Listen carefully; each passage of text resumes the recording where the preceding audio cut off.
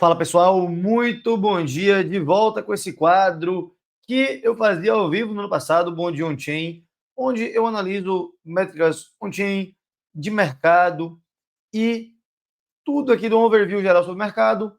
Antes fazia em live, agora vou fazer em formato de vídeos curtos e se você gostar, deixe o seu feedback aqui embaixo. Se não gostar também, achar que pode melhorar alguma coisa, compartilha aqui, beleza? Então vamos lá. Agora eu vou trazer aqui um gráfico do Check On Chain. Isso aqui é um Bitcoin Cycle Extreme Oscillators. Se você pode ver, ele traz várias métricas aqui, o MVRV, MVRV de curto prazo, Swapper de curto prazo, Pool Multiple, que é uma métrica de mineração, Reserve Risk, Mayor Multiple e o Funding Rate. E aí, quando vários desses indicadores eles estão acusando aí um mercado muito aquecido, quer dizer que a gente deve estar próximo do topo, como a gente viu aqui em 2021, que a gente viu praticamente tudo acusando aqui desde dezembro de 2020 até janeiro, deu uma limpada e depois fevereiro e março novamente, enquanto no meio do ano, depois de maio, ele mostrou vários extremos do lado do medo, beleza? Quando a gente olha aqui no cenário atual, a gente tem aqui, eu vou puxar desde março do ano passado, que a gente teve também o Mayor Multiple, o Pool Multiple, o Funding Rate, Swapper de curto prazo e MVRV acusando. Então, o Condition Sum aqui, que é a soma agregada desses valores, agora que eu percebi que eu estou na frente.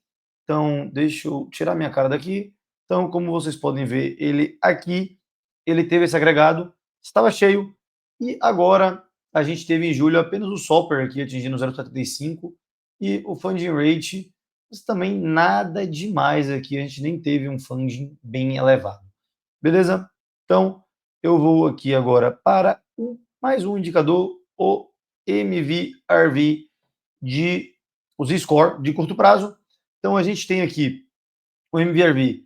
Em novembro, ele tocou aqui acima de um desvio padrão de curto prazo. Mostra que o mercado está aquecido, mas ainda não mostra euforia extrema. A gente teve ele aqui acima de 1,2 em março, que foi o topo, acima de 1,2. Quando ele começa a acusar, e aqui a gente chegou a vir até 0,6 em julho, e agora estamos aqui em menos de 0,1 desvio padrão. Uma outra coisa que vale a pena a gente olhar e que eu acho que vocês devem guardar essa informação é isso aqui, ó. Realized Price de holders de curto prazo. O que é isso? O Realized Price de holders de curto prazo, ele é o seguinte, é quanto que foi aportado pelos holders de curto prazo, quanto foi investido em Bitcoin. Ou seja, você vai pegar todo o valor que foi comprado, todas as moedas foram compradas por holders de curto prazo, aqueles que transacionaram em menos de 155 dias, e você vai dividir pelo market cap dessas moedas. Então você vai chegar nesse valor aqui de, eu sei que eu não estou mostrando na tela agora, 108.500, que tende a se tornar um suporte muito forte, beleza? Então, 108.541, um suporte aí de curto prazo, suporte aí local para o Bitcoin, beleza? Isso aqui é esse outro gráfico que eu estou trazendo, top heavy markets para holders de curto prazo em loss. Isso aqui é o seguinte, quando você tem períodos muito acentuados com holders de curto prazo, com percentual alto em loss, indica bear market. Então a gente teve aqui algumas situações como em junho de 21, parecia que a gente estava no bear market, um desvio padrão acima da média. A gente teve aqui também o bear market de 2022, olha quanto tempo a gente ficou. Saiu de dezembro de 21 até janeiro de 23, praticamente ele todo acima de um desvio padrão da média. Em 2023 foi um ano mais ou menos. A gente teve no chop do ano passado também, muita gente comprou o topo e ficou preso aqui, mas você vê com um espaço de tempo muito menor do que esse e do que o de 2018 aqui, assim como a gente teve em abril aqui no pico do medo no fundo das tarifas, e agora a gente está aqui em 1,4 milhões, a gente está aí um número bem tranquilo aqui, bem saudável, como a gente teve aqui em março de 23, janeiro de 24, então está saudável ainda abaixo da média, beleza? Agora, mais uma métrica de euforia, saindo de medo para euforia, a gente tem aqui o lucro, a relação de lucro e prejuízo não realizado. Então a gente vê aqui, a gente chegou a números bem altos no dia 19 de julho. Isso aqui é em moedas, beleza? E agora a gente já voltou para um número bem mais saudável aqui no dia 18. Então, como vocês podem ver, é um número que a gente teve aqui em maio, junho, a gente teve aqui em janeiro também, está voltando aqui. É interessante ver isso aqui parar em algum lugar, ao invés de uma queda livre aqui para se tornar prejuízo, beleza? Então, isso aqui é bom a gente ver encontrar um ponto de equilíbrio, mas também nada que indica euforia, bem, bem tranquilo, beleza? Open Interest de Bitcoin, a gente chegou a um topo aqui de 87 bilhões no dia 15 de julho, a gente devolveu aqui para 78 e agora estamos aqui em 81. Tá também alto, mas nada que absurdo, digamos assim. Eu trouxe aqui o Open Interest do Bitcoin nesse gráfico porque eu acho a visualização dele mais clara, mais agradável, beleza? Agora eu vou olhar o Open Interest do Ether. Então, o Ether aqui ele está praticamente nas máximas. Ele chegou a bater 72, está com 61 bi de Open Interest. Então, em julho aqui, tinha 57, junho 41. Então, a gente está o Ether com Open Interest bem elevado, que é normal devido a essa corrida tão absurda que a gente teve no Ether. Beleza? Então, o que eu queria trazer aqui também, o dominância por Open Interest, é um gráfico que eu falo muito. A gente pode ver aqui que em dezembro de 24, quando a dominância das altcoins, do Open Interest das altcoins, ela flipa a dominância do Bitcoin, quer dizer que a gente está próximo do topo. Aconteceu assim nos últimos 2 anos. A gente teve um altinho aqui em julho, o mercado deu uma corrigida, o Open Interest também, e agora a gente está ok. Estava subindo forte aí a dominância das altcoins, até a gente ter aí o PPI, que a gente teve tenebroso na semana passada, e agora a gente está aí mais saudável, digamos assim. Então, agora vamos dar uma olhada para gráfico do Bitcoin, a gente vai olhar o Ether também, olhar algumas dinâmicas de supply, possíveis pontos de resistência, possíveis pontos de suporte para ficar ligado, beleza? Então, aqui é o gráfico do Bitcoin. Esse indicador aqui é o Visible Volume Profile Range, VRVP, e eu peguei aqui, ele conta esse range de onde a gente começar a ver no gráfico. Eu peguei do fundo aqui de abril, então peguei o fundo de abril aqui, que foi 74 mil, e aí ele traça o point of control, que é a área que teve maior volume negociado, que é essa linha preta aqui nos 118 mil dólares, o value area high e o value area low, que é onde 70% das negociações aconteceram, para baixo e para cima, formando aqui um range, beleza? Então, o volume area high foi em 123 mil, mais ou menos, e o volume area low, é engraçado, ele estava em 92, e que eu estava aqui, eu acho que eu mexi na tela um pouquinho, ele estava em 102, estava aqui, pronto. 102, enquanto o point of control aqui em 118, e aí o que isso quer dizer? Onde teve muito volume negociado, indica que tem muita demanda pelas moedas. Então, essa região aqui é uma região de demanda, beleza? Assim como essa região aqui embaixo. E o que a gente tem que não tem demanda? É esse pequeno intervalo aqui que não tem tanta demanda, aqui entre 114 e 110, beleza? Então, é uma área aqui que, se a gente vê o movimento do mercado caindo, a gente pode ver o preço do Bitcoin voltando aqui para essa faixa de 110 mil dólares, ser o primeiro aqui, entre 110 e 112, seus primeiros suportes aqui. E abaixo disso, a gente tem o valor short term holders, realized value, que estava em 108.500 mais ou menos, então ele seria mais ou menos aqui. E aqui a gente tem o value area low em 102.900, também ele foi aqui uma resistência e suporte aqui muito forte recentemente, beleza? Então, se o Bitcoin ele voltar acima aqui do point of control, ele deve buscar essas máximas aqui, que isso hoje é uma resistência, e caso ele não consiga, ele deve vir buscar os 110 aqui, Lembrando que eu não uso análise técnica para o meu dia a dia, não é o meu forte. Eu gosto de usar isso aqui para avaliar cenários e tendências mais longas, beleza?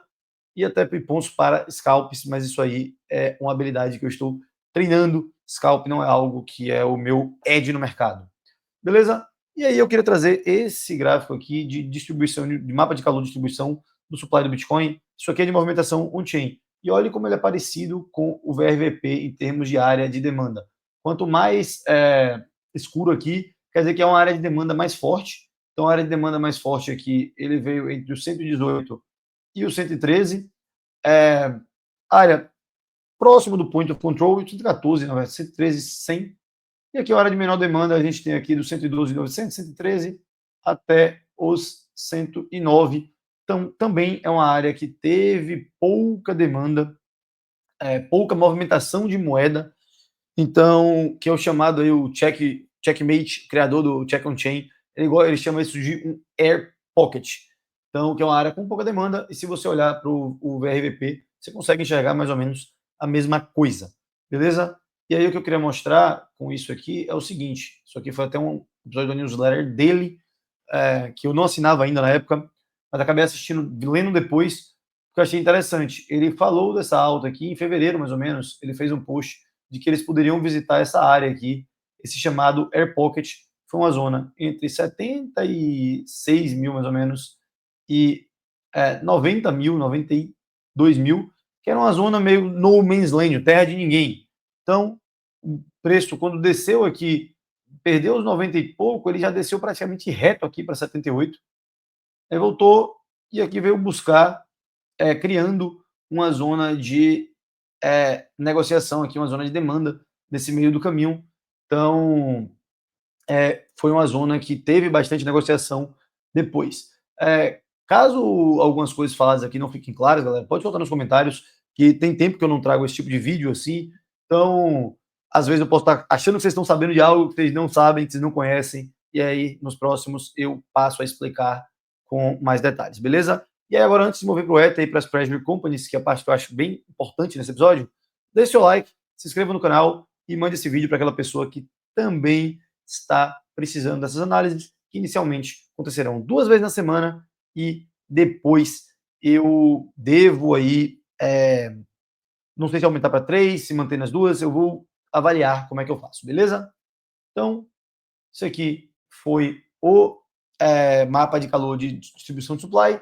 Uma coisa que eu quero mostrar aqui, infelizmente eu não sei aumentar esse negócio, é o seguinte, o retorno por sessão cumulativo. E aqui ele olha a seção da Europa, dos Estados Unidos e da APAC.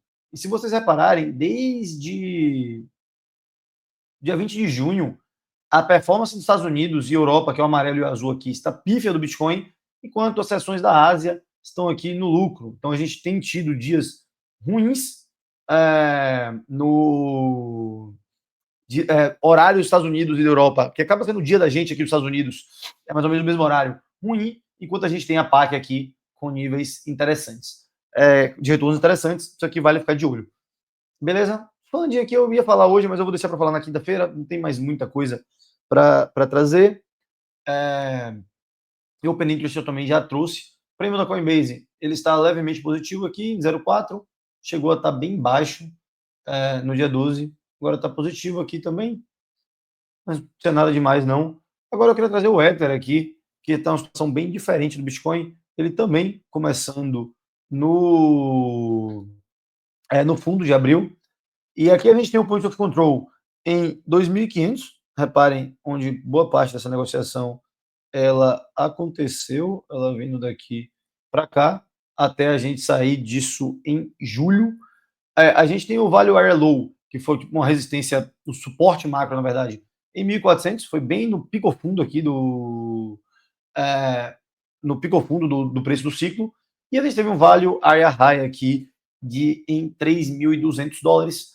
A gente vê que o Ether ele teve bastante movimentação nessa faixa, e quando ele rompe essa Value Area High de forma consistente, com força, isso aqui acaba se tornando um suporte fortíssimo, Então, o que a gente pode ver aqui? A gente tem essa área aqui vazia, tem esse Air Pocket aqui também até os 3.900 mais ou menos, de 4.200, 3.900. Então, é uma área que parece que a gente vai revisitar. O mercado aí está um pouco receoso com o Jackson Hole. E aí depois a gente tem uma zona de suporte um pouco mais forte aqui nos 3.400, 3.600, aqui onde a gente teve mais volume também. E aí se eu trouxer ele para um momento mais curto, mais próximo aqui, a gente vai ver isso aqui vai mudar. O point of control aqui na casa dos 3.600, isso se você pegar do final de junho para cá, 2.900 também, com o value area low, com um suporte aqui de médio prazo, digamos assim, e aqui o Air Pocket entre 4.200 e 4.000, ele ainda chega aqui, então a gente ainda tem essa pequena área aqui que ele deve retestar os 4.000 em caso de o mercado continuar corrigindo. Então, 4.000 segurando pode ser uma ótima área de bid. Aí o mercado está caindo aqui enquanto eu estou gravando. Então vamos lá agora para o retorno cumulativo por sessão do Ether, está uma monstruosidade. Se a gente olha de maio para cá, a gente veio aqui vindo, Estados Unidos bem negativo por um tempo, Europa também, e o APAC na Ásia Pacífico, que agora está caindo, caiu bastante, mas 28% até 17%, enquanto Estados Unidos e Europa estavam com menos 2,64 e menos 1,15. Atualmente estamos em menos 2 para os Estados Unidos, 2,5 para a Europa e mais 21% para a PAC. Então, o mercado bem forte, movimentação da Ásia. No Ether, eu acho que isso tem a ver com os Treasury Companies, porque o Tom Lee, a Bitmine, ela tem comprado bastante Ether nesse período. Beleza? Agora vamos dar uma olhada nas Treasury Companies aqui, e que é algo interessante, é um conjunto de dados que a gente não tinha até pouco tempo atrás. Beleza? Então vamos voltar aqui. A primeira coisa que eu queria trazer era o volume de negociação desses caras. Vou mostrar aqui quando a gente teve os picos de volume aqui no dia 18 de junho.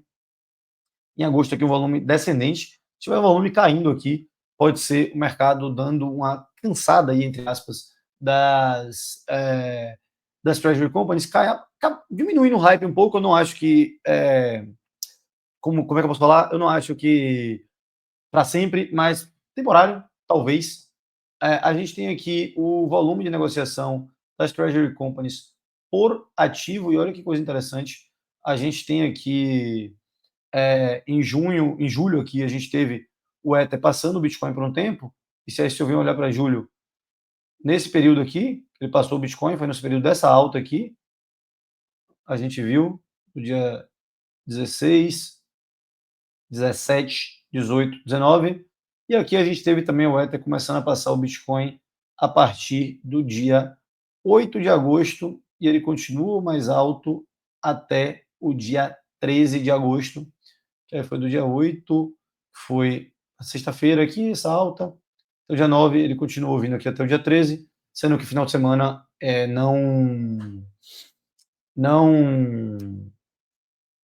final de semana os Treasury Companies não são negociadas. Então, e a gente está vendo aqui o Ether ainda com mais volume do que o Bitcoin. A gente teve 2 dias o Bitcoin com mais volume, o Ether ainda com mais volume. Isso aqui é um bom indicativo também para ver o apetite de risco do mercado. E agora, olhando por companhias, a gente vê isso aqui começando em abril. Eu vou puxar um pouquinho mais, porque a gente só começou a ter Treasury Company de Ether a partir daqui.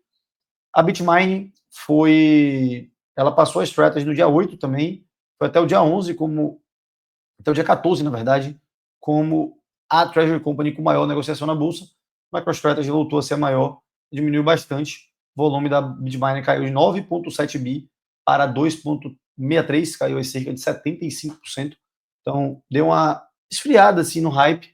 E aí pode ser que, quando o hype está um pouco mais frio, a gente ter o mercado demorando de voltar a dar uma puxada muito forte.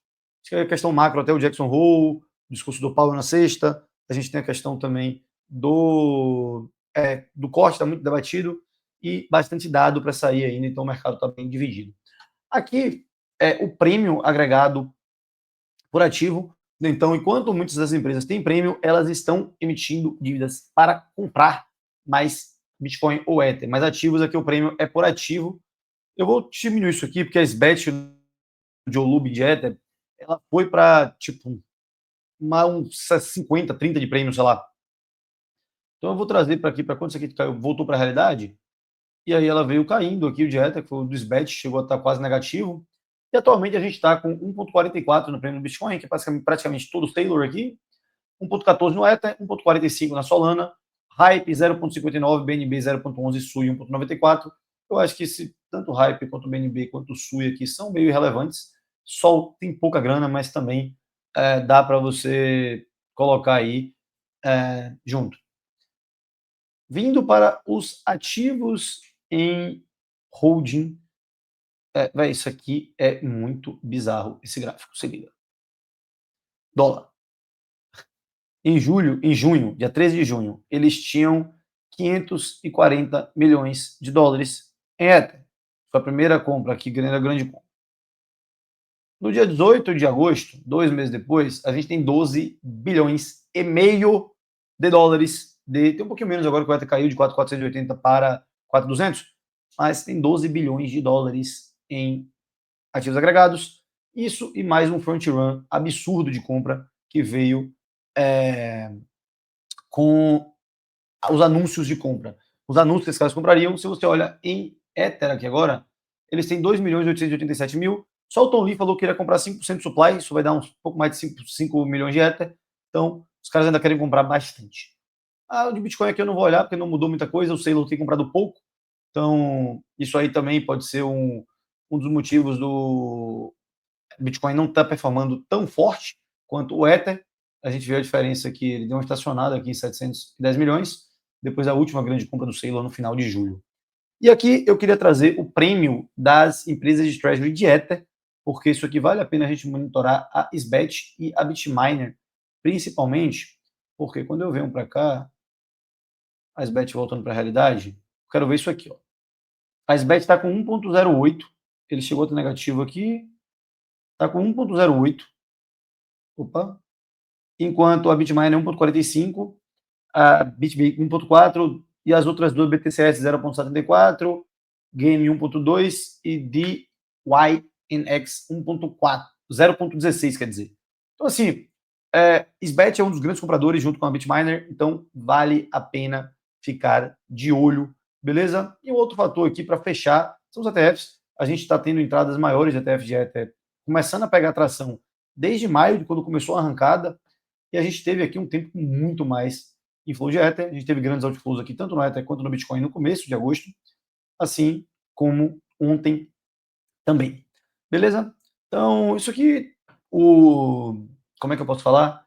Os ETFs, eles estão vendendo um pouco, é bem reflexivo, assim como a gente vê aí, tem muito varejo também, tem muito business trade, então tem muito essa questão aí nos ETFs, beleza? Eu estava com o urso e com a luz vermelha aqui, um pouco de brincadeira, mas é isso, espero que tenham gostado. Hoje demorou um pouquinho mais do que eu pretendo fazer, mas a minha ideia aqui é transformar esses vídeos em vídeos de 10 minutos aqui de análise diária, com 5, 6, 7 informações para ser uma condensada rápida para te ajudar aí no seu dia a dia navegando no mercado cripto. Beleza? Valeu e até a próxima.